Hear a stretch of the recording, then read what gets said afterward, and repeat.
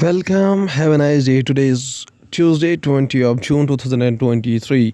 This day is celebrated as the World Refugee Day, is observed annually on June 20th to raise awareness and show solidarity with the refugees worldwide. 20 June is the birth anniversary of Sushma Seth, Paras Chandra Jain, and Vikram Seth.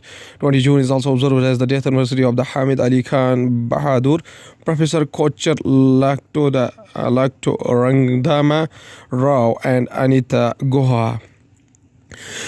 So, starting the newspaper analysis with the newspaper, The Hindu states that Xi Jinping meets Blinken as China-United States agree to stabilize ties. United States Secretary of State Antony Blinken meets with the Chinese President Xi Jinping in the Great Hall of the People in Beijing, China, June 19, 2023.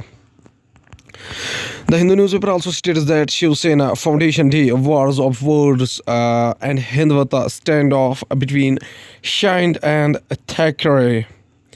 Maharashtra Chief Minister Eknath Shinde speaks during Shiv Sena Foundation Day function at NESCO Goregaon in Mumbai on June 19, 2023. The Hindu newspaper also states that Prime Minister Mr. Modi visits to United States. Every issue of importance for the India and the United States likely to feature in bilateral dialogue with the President Biden, Foreign Secretary. The discussion between the two leaders will also include India's presidency of the G20, which will meet here in India. At the level of the leaders in September, Mr. Modi visit comes at a crucial time for the South Asia, which is witnessing political instability and conflicts in Pakistan, Afghanistan, and Myanmar. The Hindu newspaper also states that Uniform Civil Code part of Directive Principles, says Rajnath Singh. Is Uniform Civil Code not in the Directive Principles of the Constitution of India? Why is then controversy being created over this? Mr. Rajnath says the Constitution has been provision for the Uniform Civil Code in the Article 44 as a directive principle of state policy, which states that the state shall endeavor to secure for the citizens a uniform civil code throughout the territory of India. Going towards the Indian Express newspaper states that Prime Minister Mr. Modi leaves for United States today. Focus on meeting with the Joe Biden, closer ties in defense. Modi, who leaves for the United States Tuesday, will begin from New York, where he will lead the International Yoga Day celebration at the United Nations headquarters and meet prominent personalities and thought leaders on June 21. At least three meetings with the United States President Joe Biden in 3 days, including a private engagement and a state dinner and lunch jointly hosted by the President Kamala Harris and Secretary of State Antony Blinken. Indian American hold a march ahead of PM Modi's visit in the Washington. Indian Express also states that Indigo places largest ever order in aviation history, expect for the 500 Airbus A320neo family planes. With this order, India's largest airline has gone past Air India's February order for 470 Airbus and Boeing planes. Indigo currently operates over 300 aircrafts and has previous orders totaling 480 aircrafts, which are to be delivered by 2030. Indian Express also states that surplus liquidity in banking drops 43% due to the advanced tax payments. Experts believe that the surplus liquidity situation is likely to be volatile till the end of the month on account of goods and service tax payments. Surplus liquidity in the banking system declined 42.9% to rupees 1.04 lakh crore on June 18 from the rupees 1.82 lakh crore on June 11 due to the advanced tax payments. The next surplus liquidity in the banking system had touched a recent high of rupees 2.6 lakh crore on June 4. Indian Express also states that road to 2024 Uniform Civil Code BJP is testing the waters but may not take the plunge yet. No more before G20 meeting over a party will also have in mind coming elections in the state with the large tribal population. Views of allies.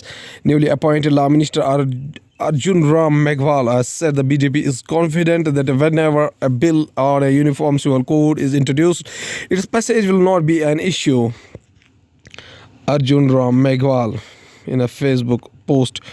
Hindustan Times also states that citizens to get access Rashtrapati Bhavan resources at President Murmu turns 65. In ceremonies to honor deceased soldiers, Murmu makes it a point to hug their wives or mothers.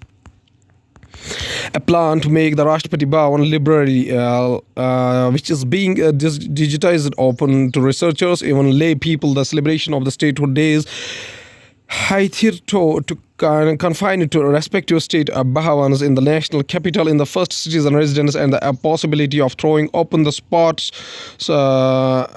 facilities of the presidential estate to children and professionals. These are just some of ways in which President Draupadi Murmu, who turns 65 on Tuesday, is bringing Rashtrapati Bhavan closer to people familiar with the matter, said. What sparked the raging ethnic strife in Manipur? No history of Kuki-Meitei clashes. New Delhi ethnic clashes have overrun Manipur since early May, leading to the widespread deaths, injuries, and displacement. The state's fault lines were exposed in the first week of May after a rally by a tribal Kuki group to protest against a move to consider the inclusion of the dominant and politically stronger Meitei community to the scheduled tribes. A list sparked a wave of violence between the two communities. A fire erupted during clashes in Manipur. Hindustan Times also states that flood alerts to heat waves while states are facing weather extremes. Several parts of the India experienced extreme weather conditions on Monday. There was a flooding in the northeastern states, including the Assam, Sikkim, heavy rain in the arid Rajasthan triggered by cyclone Biparjoy, waterlogging in parts of Tamil Nadu, and the death toll from the heat wave in eastern Uttar Pradesh, Bihar, and Odisha climbed to 114 as weather vagaries laid bare the impact of the climate crisis. Parts of Delhi recorded rain on Monday. Going towards the economy of the country, markets retreat from the record highest. Sensex falls 216 points. International Toy Fair to begin from July 8. Buyers from 25 countries to participate. Visitors admire LEGO, a Coliseum during the Lego Works exhibition, the Brickman experience in San Jose, Costa Rica on January 26, 2019. Lubrizol to invest more than $150 million in India. We are building on 50 years of success in India by adding new manufacturing lab and R&D sites, supporting in the country innovation and adding jobs that capitalize on the great expanding workforce and business conditions in India, allowing to us to serve needs not only in the India but in the surrounding countries, says Rebecca Libert, President and CEO of Lubrizol. Finance Minister urges efforts to encourage farmers to cultivate millet pulses. Karnataka Rachur 27/8 2022. Union Finance Minister Nirmala Sitharaman was addressing the gathering after inaugurating the Millet Conclave 2022, an exhibition program organized at the University of Agriculture Science in Rachur on Saturday. Going towards the world news, including submarine exploring Titanic wreck, a missing search underway. Fiercest fighting in the years erupts in West Bank, a city of Jenin. At least 5 Palestinians killed. Author Salman Rushdie awarded prestigious German Peace Prize. As Xi Jinping hails progress as he meets Antony Blinken during the rare China trip. 14 suspects arrested in Pakistan over Greece boat disaster. The United Arab Emirates and Qatar open embassies as a Gulf Arab relations improve after a years-long rift. Going towards the science and technology, active COVID-19 cases in the country down to 1,910. As of June 19, India lodged 63 new coronavirus infections, while the active cases have been deployed to 1,910 from 1,925, according to the Union Health Minister data updated on the same day. Explained if Betelgeuse goes supernova, what would it look like? Betelgeuse is visible in the image of the Origin constellation taken on October 23, 2010 as the big orange star at the top left. Can the new diet and biomarker survey trace the roots of India's anemia problem? The Union Health Minister is rethinking how it takes stock of anemia across the country. Questions will no longer be included in the National Family Health Survey (NHS). The sixth round of which is scheduled to begin on July 1st due to the concerns about the faculty methodology. Instead of anemia prevalence will be tracked using the new diet and biomarkers survey launched in the December last year by the National Institution of Nutrition, which will map the diet, nutrition and health status and provide a correct estimate of anemia among urban and rural population using a state-of-the-art of techniques, officials said latest year.